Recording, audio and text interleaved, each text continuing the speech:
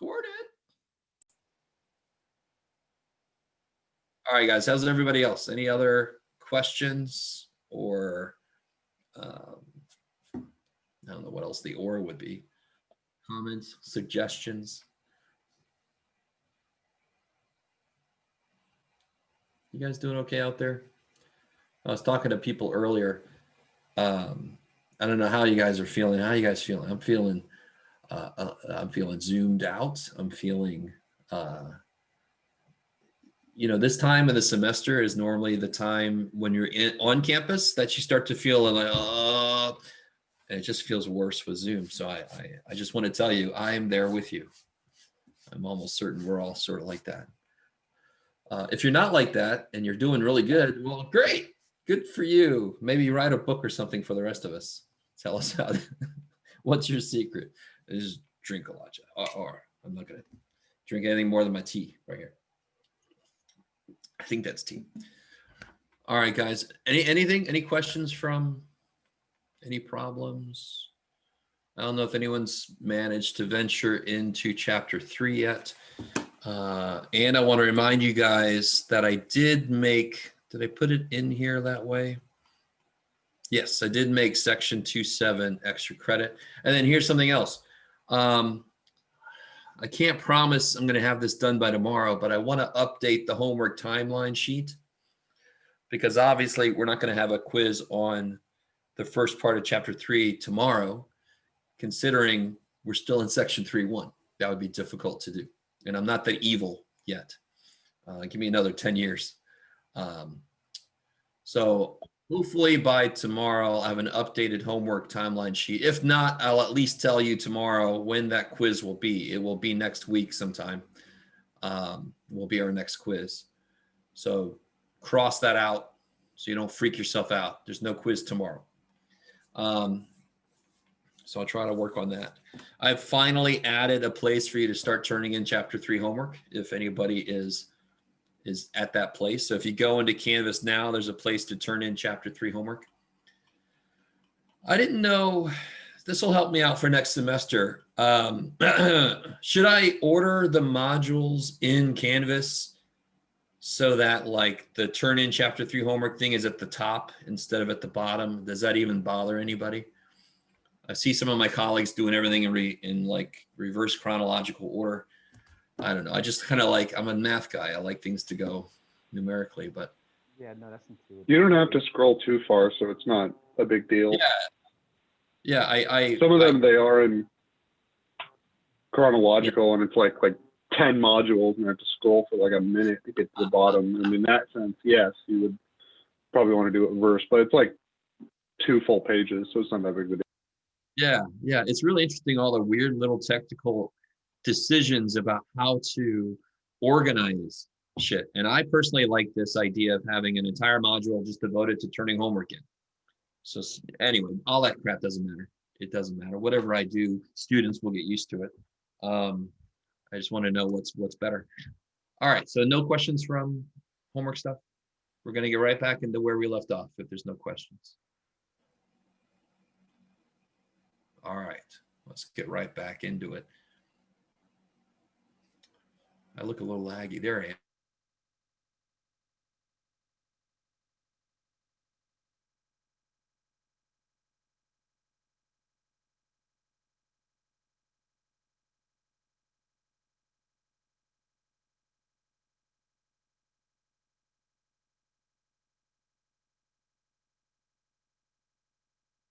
Did you notice I just left?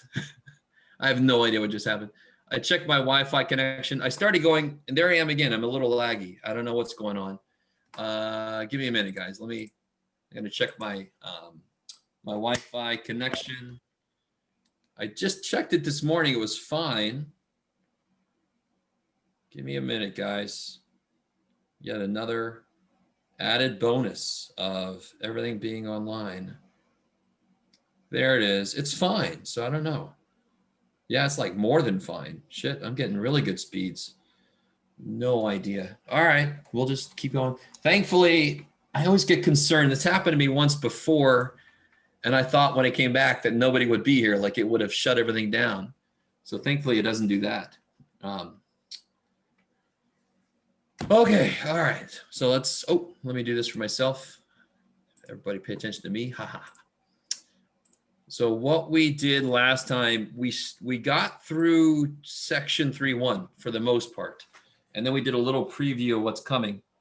Sorry, I got to put this back into place. All right. So let's get back into section 3.2. Maybe we'll look back at 3.1 real quick. Make sure everybody's on the same page. Let me find out where it went. There's 3.2, coolness. All right, I can't imagine. I think I'm decently tech savvy, and I can't stand it when I'm like taking a while to get this set up. There we go. So I have no idea what it's like for some of my colleagues who are definitely not tech savvy. Let's see. So 3.1, last time we did a lot of stuff about rates of change. And the official mathematical name for a rate of change is a slope, especially when we're looking at it graphically. So can somebody tell me the slope of this line? I don't want to know exactly what it is, but can somebody tell me if the slope of this line is negative or positive? Negative. Negative. I like it, definitely. What would it look like if the slope was 0?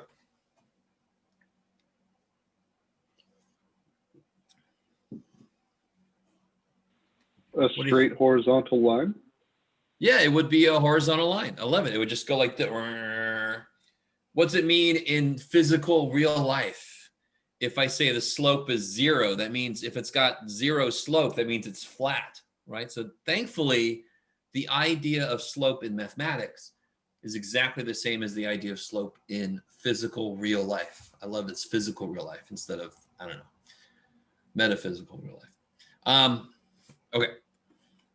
So we spent a decent amount of time there. We introduced the ideas of the intercepts, the y-intercept and the x-intercept. I can't even see here. It's going to be over here somewhere. I like it. And we did a lot of stuff. And we kind of looked at what the homework looks like it's going to look like. So it's going to look a little bit like the problems we did leading up to it. Okay. And then I think we did look a little bit at this here. Yes, we looked at the antique painting, this weird problem. Okay. So let's get into this next thing. So we're still building, and some of you guys, I've already said this, the y equals mx plus b. We're building towards that. And some of you guys have worked with that before, I know. This question is insane. I love this question. Can you explain to me in this much room what algebra is? Wow. All right, that's a little much. But it is curious to me what people think about math. Well, no, algebra is a very tiny part of math. Some would say that it's a foundational part of math. And I would agree with that to a point. What's really interesting to me, real quick, just go with me. It's kind of sad to me that so very few people ever see what math really is.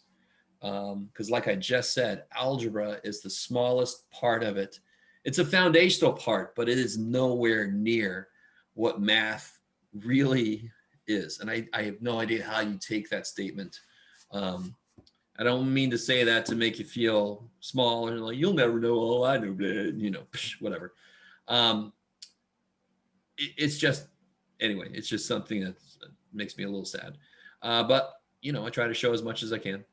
So algebra is really more the manipulations of variables and expressions. It's kind of like the technical part of things. Like if you want to learn how to work on automobiles, you have to first learn how to use a tool. And then, of course, you do amazing things with that tool. But the very fundamental thing is, how do you hold a screwdriver, or how do you, which thing is a wrench and all, you know. That's algebra for mathematics. It's just learning the tools that we use for most of, or not even most, a decent chunk of mathematics. All right.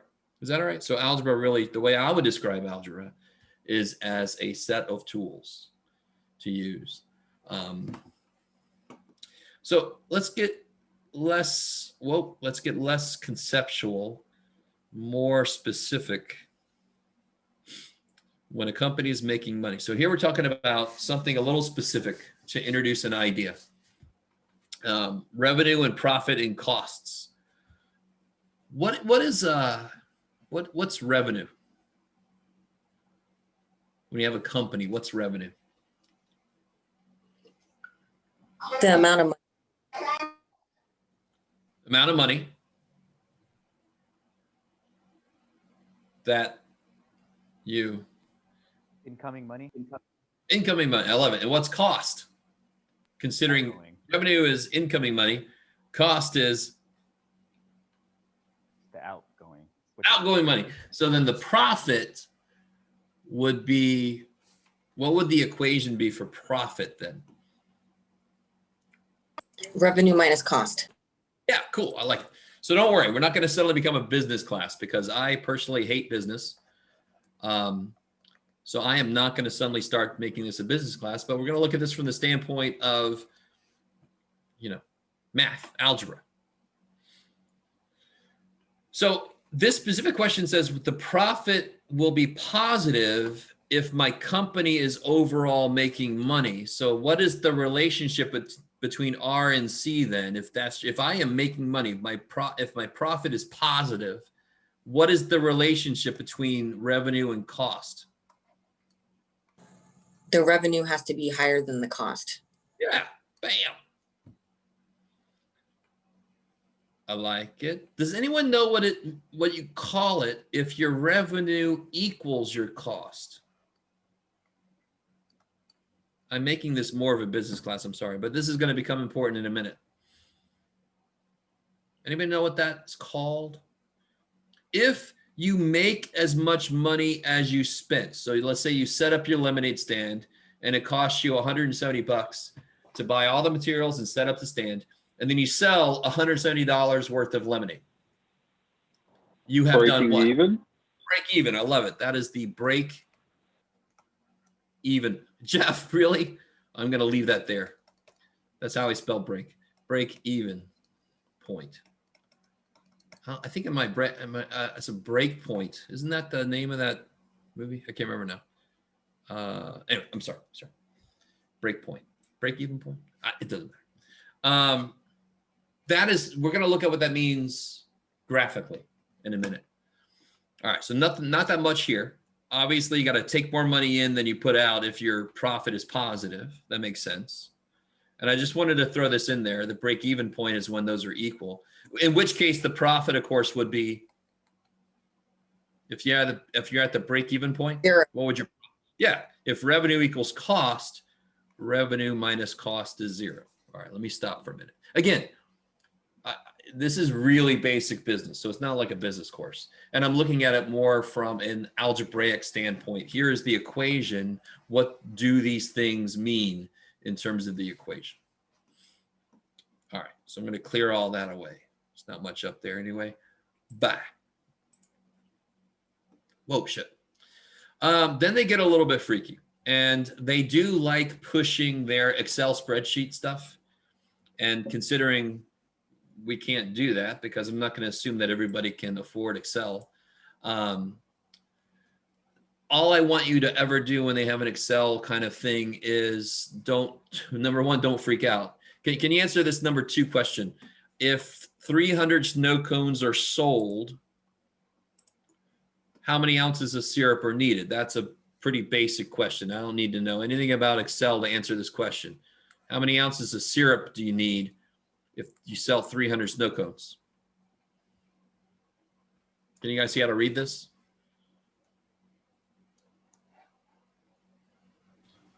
$600. Yeah, you need 600 ounces of syrup, like everybody knows, right? No, I'm joking. So you need 600 ounces for 300 snow cones. What if you have 500 snow cones? How much syrup do you need?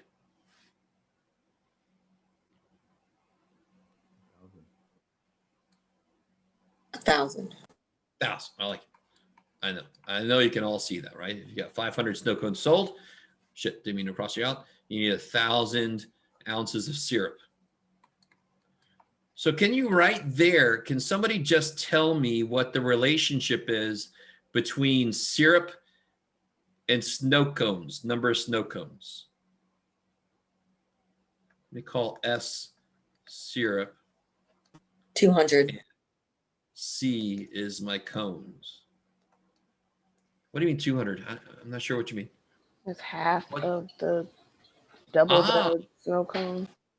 Interesting. Yeah, there you go. There you go. I like the way you just said that.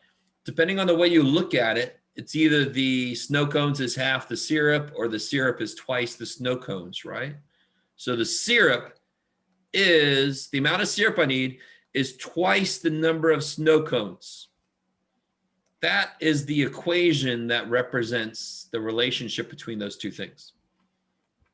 And you can see that you can double check it every time. 100 times 2, 200. 200 times 2 is 400. Crazy, crazy.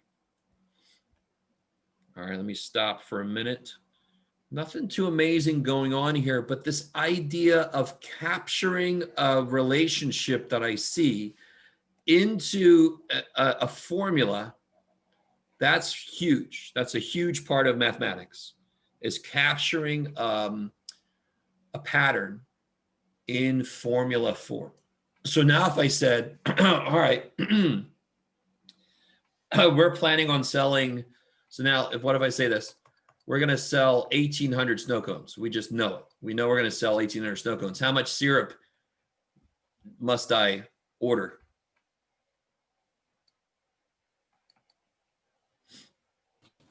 $3,600. Yeah, twice. So syrup is twice the cones. So syrup is twice 1,800. So I need 3,600 ounces of syrup. Dudular. All right, let me see if I can push this a little more. Is everybody cool with what's happening? I always get this feeling that some of you guys are like, holy shit, this is easy. And some of you guys are like, holy shit, what is he talking about? There's a mixture going on. But let me try to push this a little more. Can somebody, this is going to be interesting. Let's see what you think. Can somebody tell me what the units of this are? What are the units of 2? So let me change my color here so you guys can see I'm doing something different. Let's make it this color green. Why not? Let's see what that looks like. So I'm going to do over here. S equals 2C. What's the units on syrup? Syrup is in what units? Ounces?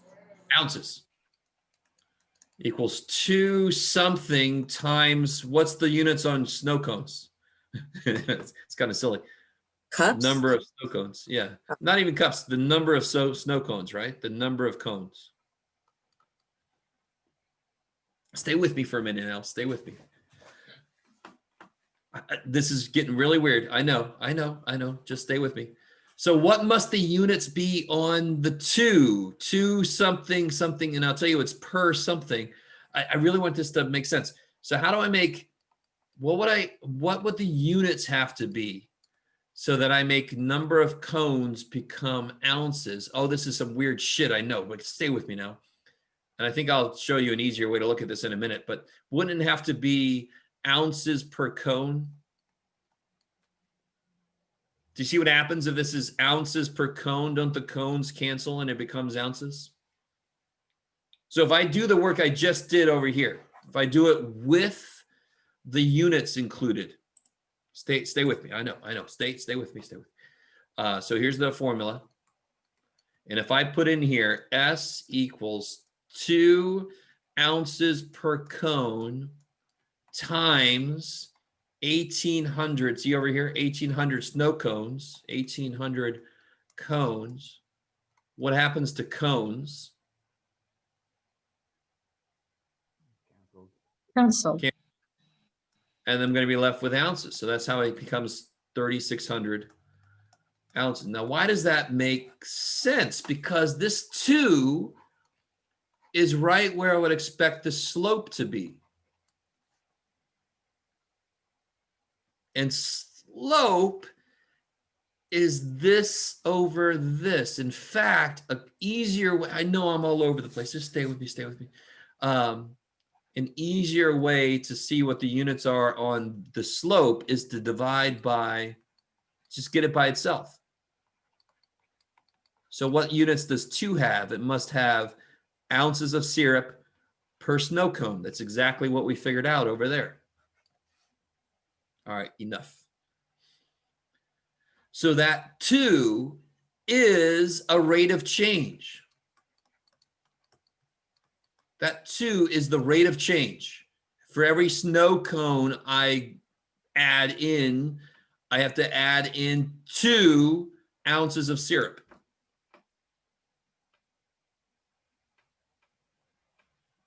Which, of course, is the basic idea of what that 2 means. I double the cones to get the ounces of syrup. Okay. All right. Now, I know some of you guys are thinking, man, this guy can make something easy really difficult. I am sorry. I'm trying to take a very simple problem that was not that hard to get this. It wasn't that crazy to get this, and show you a little bit deeper stuff about the connection between the rate of change and this equation that we came up with. All right. Let me clear all this away. Good Lord, that's all over the place, Jeff. I know. This is all going to go away. I'm really curious. Someday I want to see somebody's notes. How do you keep track of it? Okay, let me clear. This is all going to go away. We basically did number 3. We already did number 3. So that equation they used was S equals 2C. Oh, I see where you got the cups from. Yeah, C works in 2 ways then. So each cup is equal to a snow cone. So they put 1 cup of ice into the cone and make, okay, I'm with you. Whoever said cups earlier. So the letter C works both ways. I like it. This is silly. We already know number 4. And we already know number 5. Just to make sure you guys understand, we've already done these problems. We'll write a verbal description of the relationship between number of snow cones. Well, we already know that. Each snow cone sold, I need 2 ounces of syrup. We figured that out. And if X represents the number of snow cones, so instead of C, they want me to use X, then 2X represents the number of ounces of syrup. We know that already. So they're kind of putting into, let's call syrup Y and snow cones X. Now it looks more like a pure algebraic expression. All right. Okay. I'm going to clear all that away. Go away. I don't want to. Now they finally bring S back. Whatever. Get out of here, you silly people. So here's an interesting question. Number 7, does the number of snow cones sold depend on the amount of syrup used, or does the amount of syrup used depend on the number of snow cones sold? What do you think? Second Number one. 7. Yeah, that's the way I would definitely think that it's got to be, right? I figure out how many snow cones I might sell, and then I get syrup enough for that. I like it. I'm gonna leave it there, because I was going to go off on this whole other tangent, but it doesn't matter. The way this problem is set up, it makes sense that the amount of syrup depends on the number of snow cones. In fact, you could see it in the equation. The syrup is dependent on the number of snow cones. Syrup is dependent on the number of snow cones. All right, maybe. So which one is the independent variable and which one is the dependent variable? Let me start with the dependent one. What does it make sense depending on our, looking at our answer to number 7, which variable would you call the dependent variable? Considering that we picked this.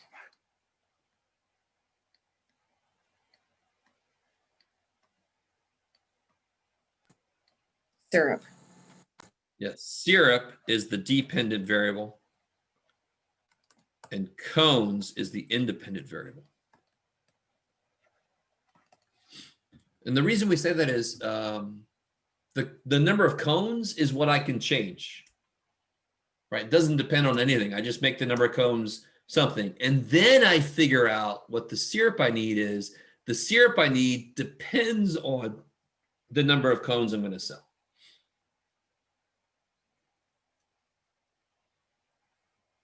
Okay, I like it. I like it.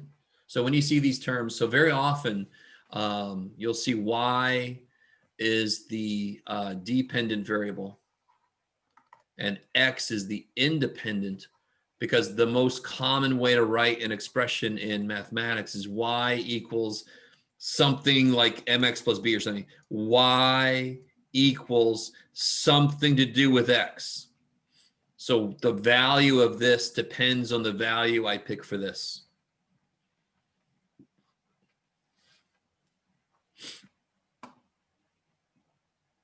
And of course, this one should be easy. Number 9, is this linear, exponential, or neither?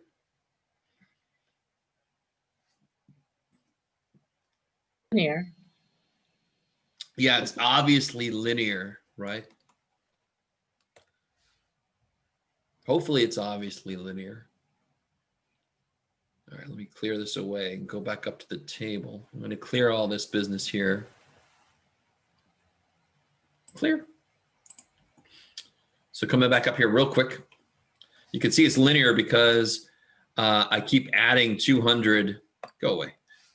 I keep adding 200 ounces of syrup each time I go down 100 for each 100 snow cones.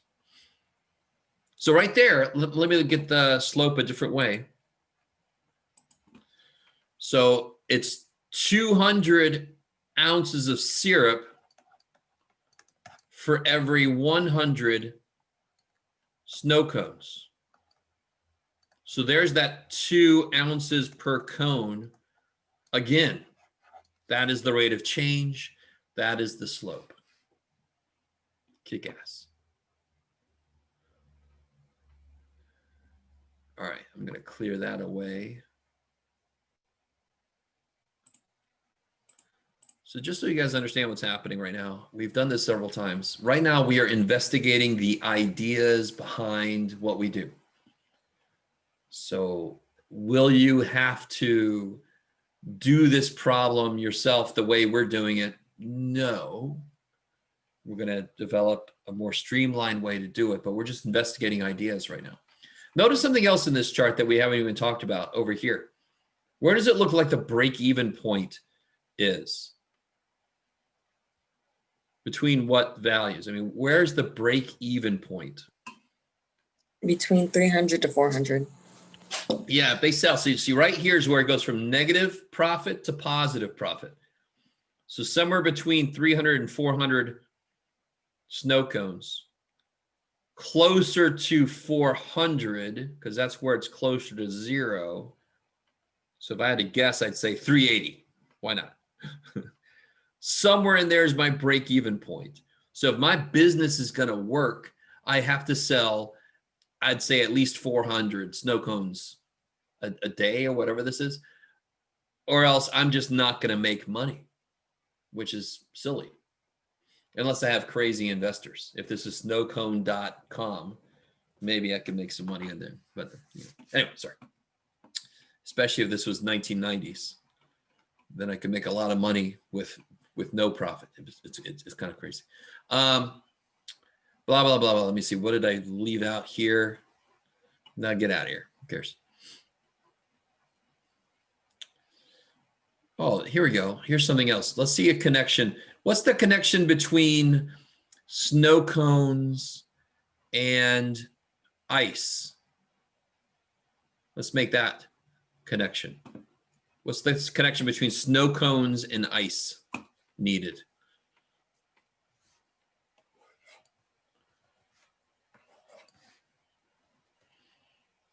Seven to 1. So, I'm sorry, say it one more time. Look like every 100 snow cones is what, 500 ounces of I like ice. Love it. So let's do it just like that. The ice goes up by 500 ounces of ice for every 100 cones. So that would be 5 ounces of ice per cone.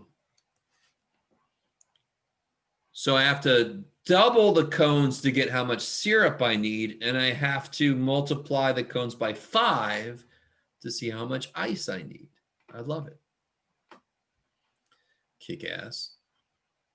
And very quickly, have you guys ever noticed on a lot of cans that we buy, if you look at the bottom, there is an indent, like in peanut butter or whatever. If you look at the bottom, there's like a part that goes up into it so that they are filling each can with less peanut butter or whatever the hell it is. No, you guys, all right, sorry. That's kind of on the side, but that's just kind of like controlling the amount you put in for each thing to increase your revenue and then hopefully increase your profit. So they do that with ice cream. They do that with all kinds of things. It's really evil. Look at the bottom of a lot of your bottles and cans, and you'll see an indent that really doesn't need to be there. They just do it because they know that we're all kind of not paying attention. All right, let me get this cleared out of here. Go away. Jeff and his supermarket conspiracy theories. All right. Let's see. Now this should be interesting.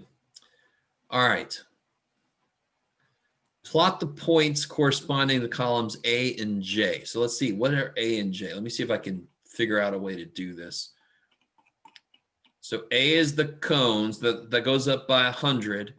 And J is the cost. Ooh, this is neat. All right, so let me do this for us. I'm sure most of you guys have a way to access the book, but I'm going to copy this down. Here we go. So I'm going to come back down here. All right, so let me copy this down for us. So we got cones versus, what was it? Cost. Right, it was A and J, if I remember correctly. It's right there, Jeff. A and J. Okay, good. All right, let me see how I can do this easily. Jeez, there's no way to do anything easy. Oh yeah, so this goes up by 100. That's easy. And then this is a little bit more difficult. See, that's 245, 257, 269. So it looks like it's up by a certain amount each time. Yeah, okay. So take a minute and graph those. If you have the book, makes it a little bit easier. If not, you need to create your own graph. I'll just sit here and wait.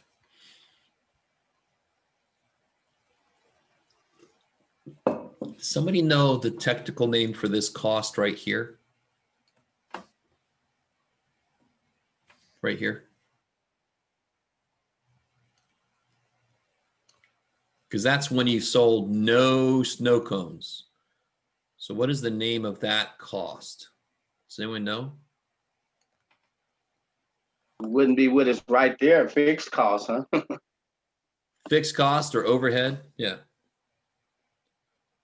It's just the cost of the materials that you need to create things. So you haven't even sold a damn thing. And of course you got money you've paid just to get things set up. You got to set up your snow cone stand too. That's going to cost money. All right, so I'm going to start catching up to you guys. So I really should put 0 in there. So 0, 245. So this is 250. So 245 is about right there. 257 is at 100. Maybe right there. 269 at 200. So I'm going to help myself out. This is 275 here. So 269 would be a little bit below there. 281 is going to be a little bit above there.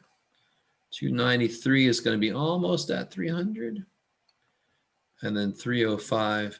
They really don't do the greatest job on making a decent scale to work with, but oh well. Oh, where's my, here we go. My little straight line aid. Let me see if I can do this. Where are you? There you are.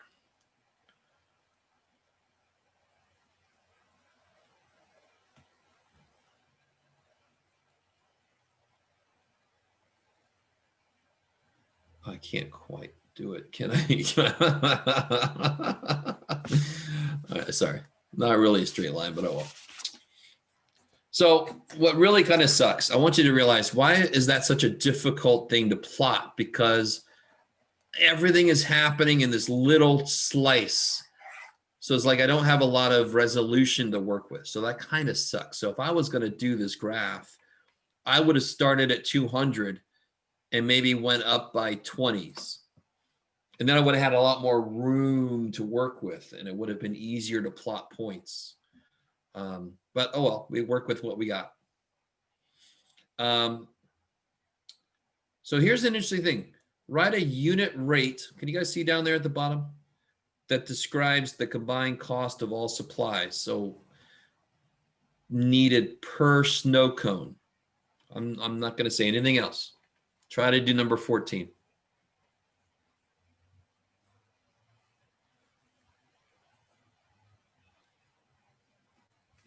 So another way to say this would be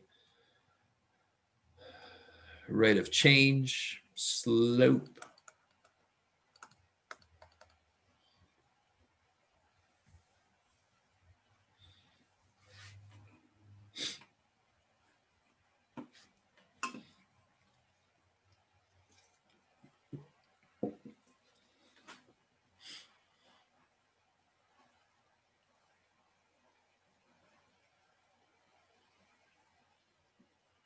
So some of you guys might have seen this as I was creating this. I said something about this as I was writing these down. What do you guys notice is happening as you move through here, move through here? What are you getting? These go up by how much? As these go up by how much? Anybody? 12.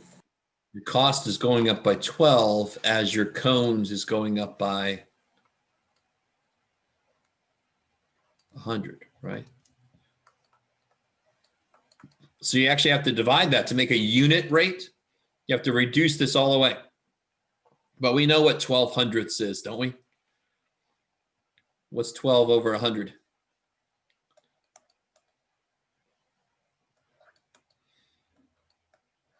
That's right, kids. So this would be 12 cents per cone.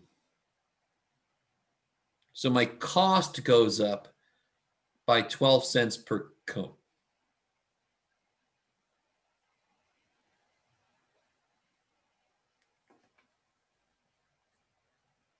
Yeah. Yes, sir. So that is how, now what did you call that? That act you just did, or what? That's for to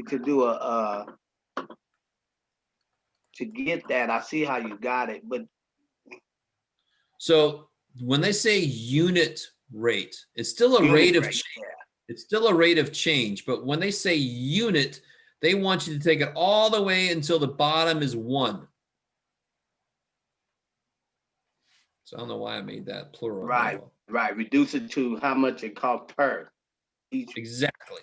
So that's a unit rate, but it still Okay. means it still means rate of change. It still means slope. It just means don't stop Right. here. You reduce it all the way down.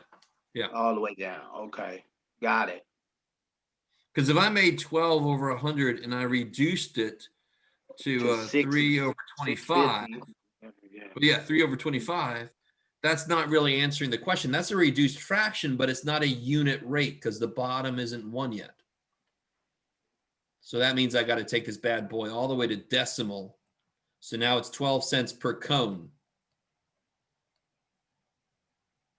So it's a unit rate now because it's per one thing.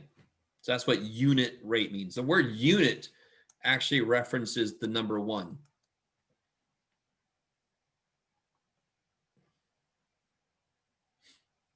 Okay.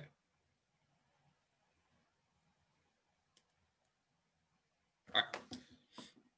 So I'm going to get rid of all this. So what's interesting is some of you guys probably know how to write the equation for this. In fact, we all probably could, to be honest. I don't know. Let me see if I can push this a little bit before I delete all this stuff. All right, here we go. This is going to be interesting. I'm going to put it over here. So if my cost, there's too many things that start with the letter C. Nah, screw it. I'm not going to try to do that. We'll do that in a minute. We're building up there anyway. Well, let's do this. Let's say Y is cost and X is number of cones. What's the relationship between these two? So one piece that makes sense, the cost goes up by 12 cents per cone. That piece makes sense. We've seen that before. We know what the slope is. It's 12, 0.12, so 12 cents per cone. So if I multiply by the number of cones, this will be a pure amount of money. But does that make sense to stop here? If I have 0 cones, is my cost 0? No, you have to add the overhead. Yeah, so I got to add where I actually start. I start at 245. So if I start at 245 and I add 12 cents for every cone, I do end up with all of these numbers here. So that is the equation. Now let's double check this equation. If I put, how would I try to get these numbers to show up?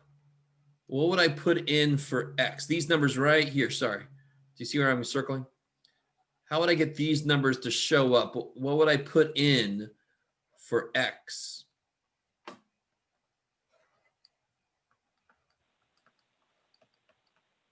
$400. Yes, because X is the number of cones.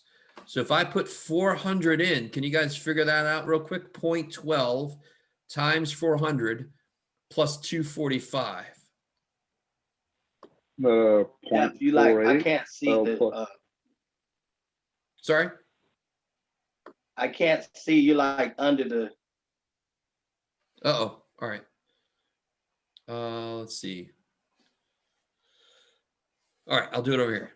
So let me rewrite, see where I am now. There's the equation again, right? That's the equation we got right down there. So I put it over here now. God, this is so weird. And if I put 400 in right here,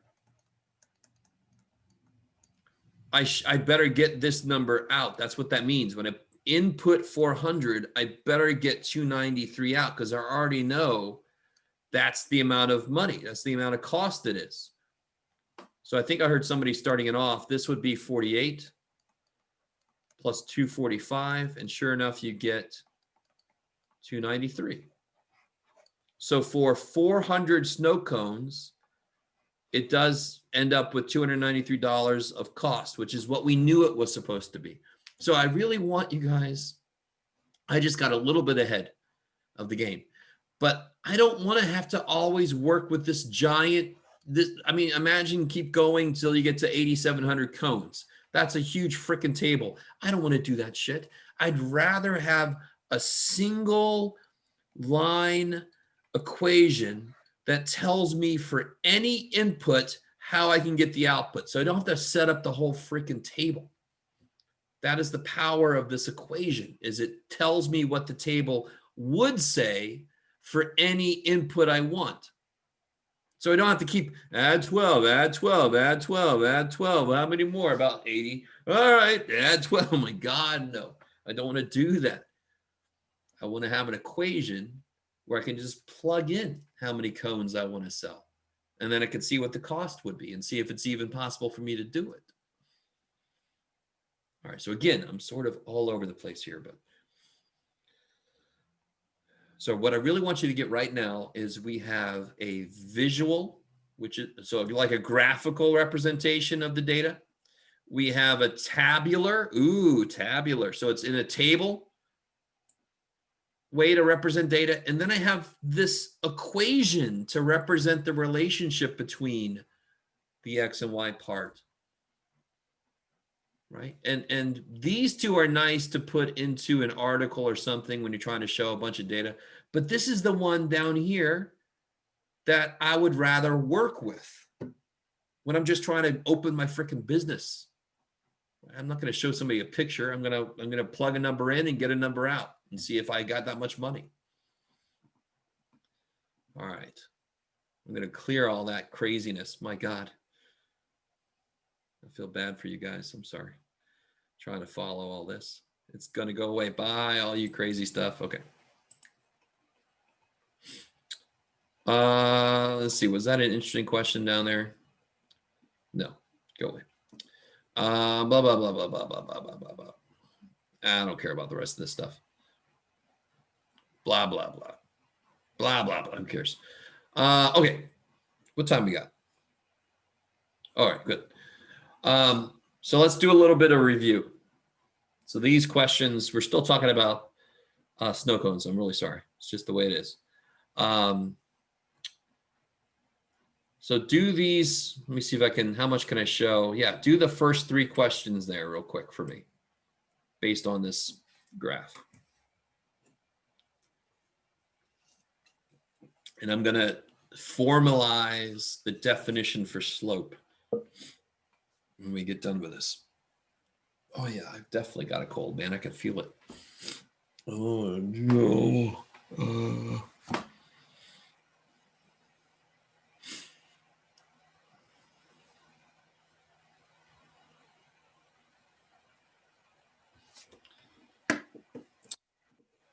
By the way, I have no idea.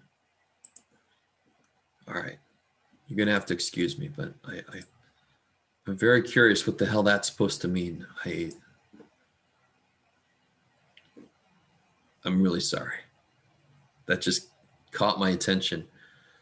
No idea what Rungsak Shitterstickle. That's anyway. Sorry. Has nothing to do with the problem. I'm sorry. I have no idea what that is. Shitterstickle. I have no idea what that is. That might be the people that took the picture. I don't know.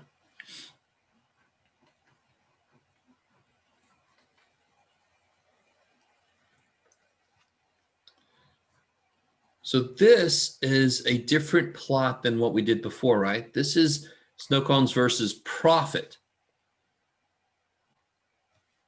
So who's got this? Who's got the y-intercept? What's the y-intercept? 0 and -245. I love it, Nikisha. You said exactly right. I didn't have to correct you at all. Intercepts are always points. Points have 2 parts. So you must give both parts when you answer an intercept question. What does it mean?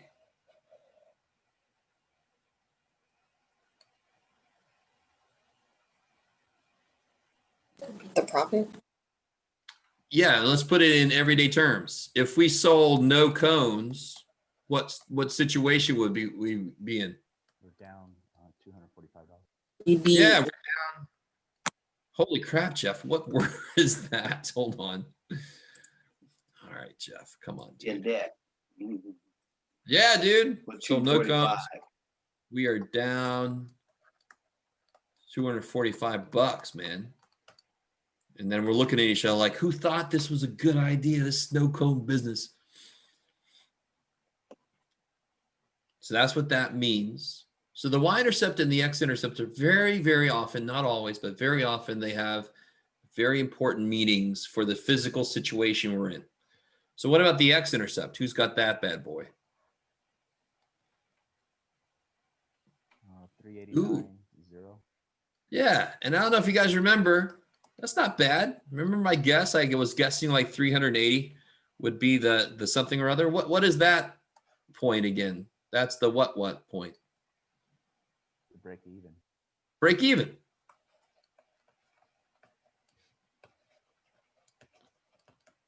Which, you know, for a lot of companies right now, breaking even is where they wish they were. Right? They're like, oh man, it'd be amazing. Remember when we used to be over here and we were here and oh man. All right, I understand.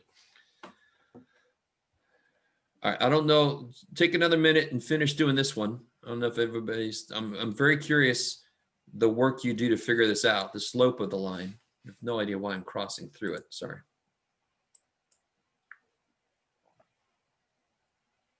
Oh, I forgot about my, oh, I'm so silly. I got a tool here that'll make a straight line for me. What is my problem? And I was going all crazy. I got all kinds of freaking tools. Look at this thing. Wow. Wow. Sorry. All right, I'll stop.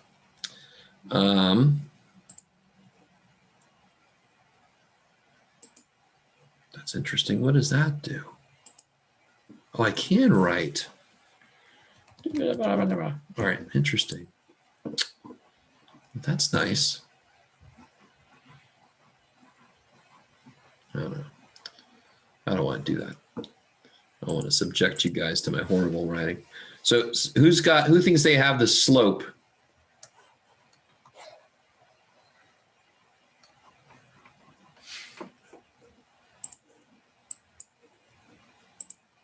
I want to make a very, we haven't even said this yet, have we? This is amazing that I've gotten to this point. I haven't said this yet.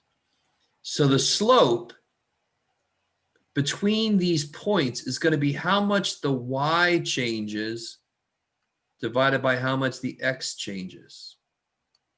Something we call rise over run. Does that sound familiar to anybody? Slope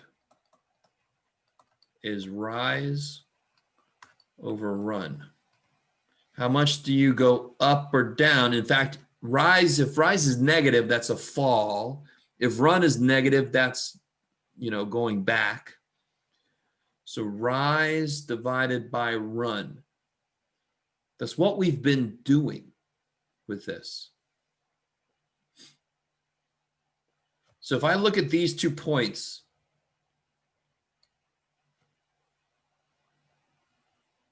let me ask you guys right now. Let me see. Where's my participants? Who has heard the phrase rise over run before? Say yes or no in the participants. Participants. I got one yes. There we go. Oh, I got a no. Neat. It's okay if you've never heard of it. Oh, I got some chats coming in too. Yes, yes, no. Okay. So let me do this. Let me connect what I'm talking about right now with the way that we did this before. So how am I going to do that? I don't know. I'm not going to have much room.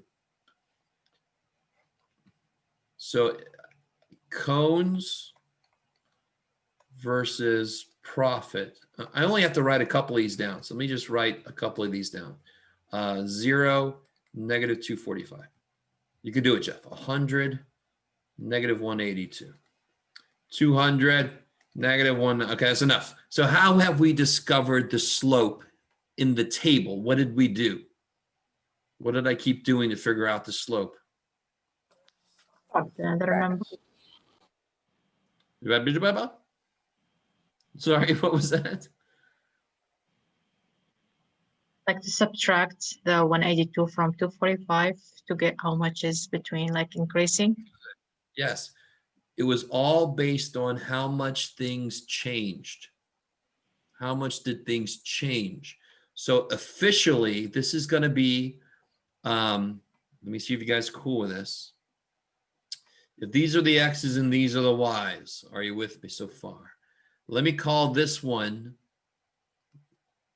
Y2 and this one X2. And I'll call this one Y1 and this one X1. Why am I doing that? Because each point looks like XY. And this is the first point and this is the second point. So I'm going to call this one X1, Y1 because that's the first point. And this is X2, Y2 because that's the second point. It's crazy. So how do I do this then? It's going to be the change in the Y's divided by the change in the X's, which is what we've been doing, exactly what Wasan just said. We just didn't really look at it like we were taking a difference.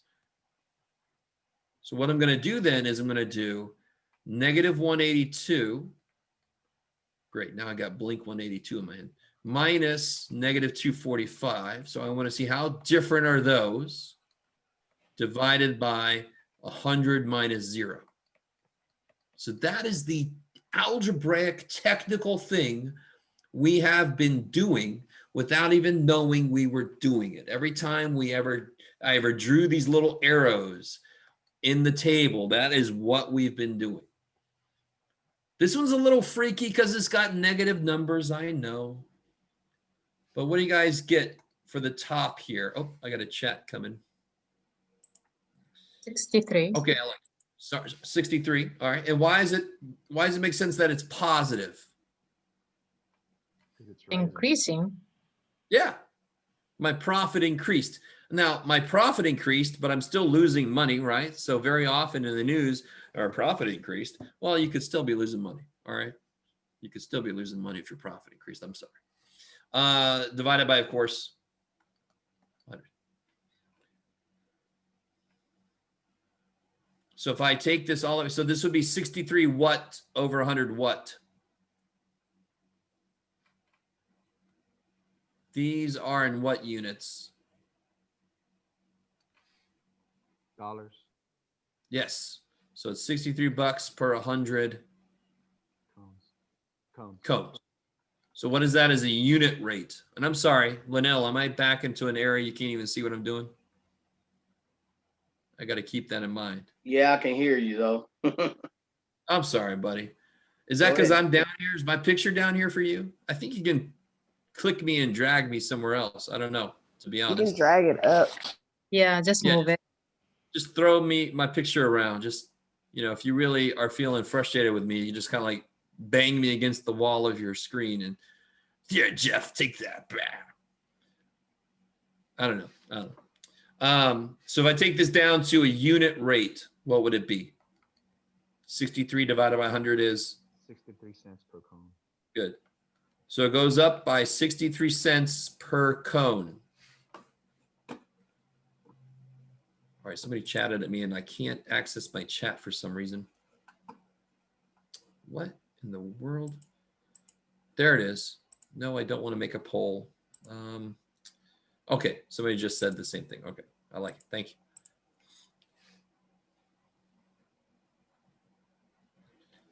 Chumbawamba. Now, I'm going to push this even further. Let me let you guys finish writing what you need to from all that mess.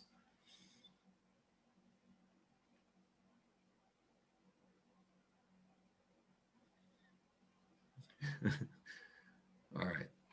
I don't think I'm going to push this much further. We're going to do one more thing and then call it a day. All right. I'm going to erase certain parts of this, I think. Let's do this strategically, Jeff. Strategery. I'm going to erase this. Yeah, I think this is good. I just need some space here. We'll do this in a different color. What do you want, Jeff? Let's do brown. Yeah, okay. Let's try to set up an equation for this where Y is profit and X is number of cones. So what's the slope that we figured out? 0.63, right? This is wrong, though. Again, this is wrong for the exact same reason. What is our starting point? Because right now, if I put 0 in, I get 0. That's not where we started. So what has to go here to represent where we actually start? 245. Not just 245, but negative 245. So notice this is the slope, which we give the letter M. There's an urban legend that it's given the letter M because of the French word marcher, which means to walk. And very often we consider the slope telling us how to walk along the line. Is that true? Like I said, it's an urban legend that I'm very surprised if anyone ever makes a movie out of that. So the slope times X, and this is the Y part of the Y-intercept, and we give that the letter B. So the equation of a line is always the slope times X plus the Y piece of the Y-intercept. We've done 2 problems in a row where we figured out the equation of the line, and they both followed this exact idea without even knowing this idea existed. That's how ideas come about. This is the idea we get after we do some examples. We realize the pattern and we write the pattern down. Did you write negative 245 because it's negative right there? Yes. Okay. So now if I want to check, if you put a 0 in for X, I get 0 minus 245. Y is negative 245. Yes. So when X is 0, Y is negative 245. So if I want to check this equation out even more, if I pick another input, and this I'm serious that this will actually be the real last thing. If I use a different input, so if I put 0.63 times something minus 245, so let's try this. So if I put 389 in for my number of cones, can somebody do this real quick? What do you get? So I put 389 cones in. What's the output when I have 389 cones in there?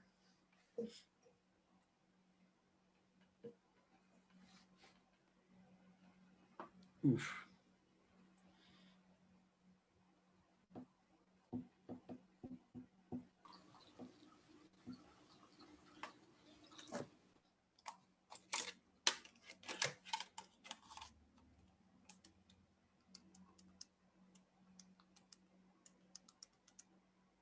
Oh, neat. All right, so it's not perfect, is it? Poor little 0.7. thing. Yeah. So we get like 0.07. So we get like 7 cents, which is close enough to 0. So it's not perfectly 0, is it? Which means somewhere they rounded. But that's fine. We got close enough to 0. Okay. Okay. I think that's enough for today. That's so plenty enough. So we've officially discussed mx plus b now. I kept teasing that was coming. It is here now. And now the rate of change, we see it as a slope. And I think that's enough. So let me know if you need to hang out, if you got any questions. I need to go buy some soup or something. Soup? I have a question. Yes. Homework. Okay. You want me to ask you tomorrow morning? No, it's fine. I'm going to Okay. clear all this. Okay.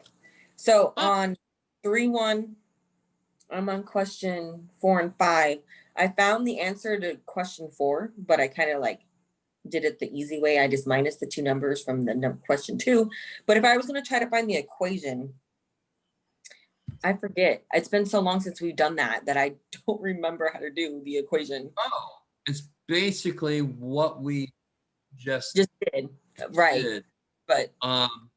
But You can even, so what you can do is not even looking at it as if you're trying to set up an equation.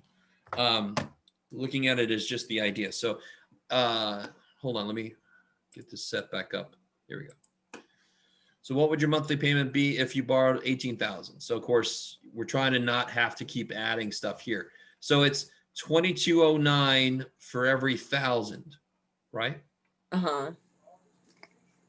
In fact, how did you fill in the, when did you have to do that anyway? Here it is, complete the table.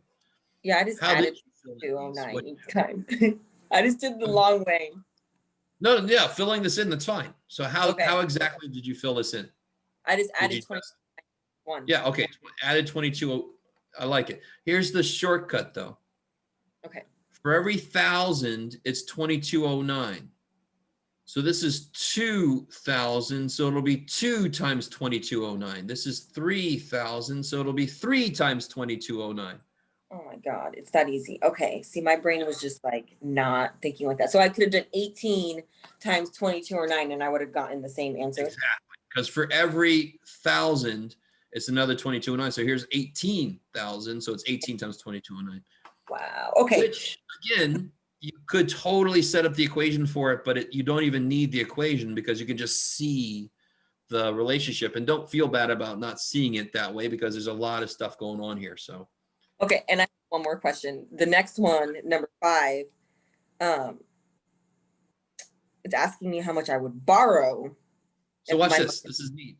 Okay. If you multiply 2209 times the number of thousands, right, to get your amount. Yes. Then you would Now divide. you do sort of want to set up an equation for this. Then if you know your amount, you're actually going to divide by this to get this. It'd be 331. So one way you multiply, the other way you have to divide. Okay. Yeah. So I was just way overthinking this, which is story of my life. Okay. But again, it's not really just an overthinking. There's a lot of coming at you at once about how to look at this. So you have to pick a way to look at it, and you're not used to having to do that. So that's fine. Okay. Awesome. Thank you. How's everybody else? You guys all right? Any questions? I'm gonna head out.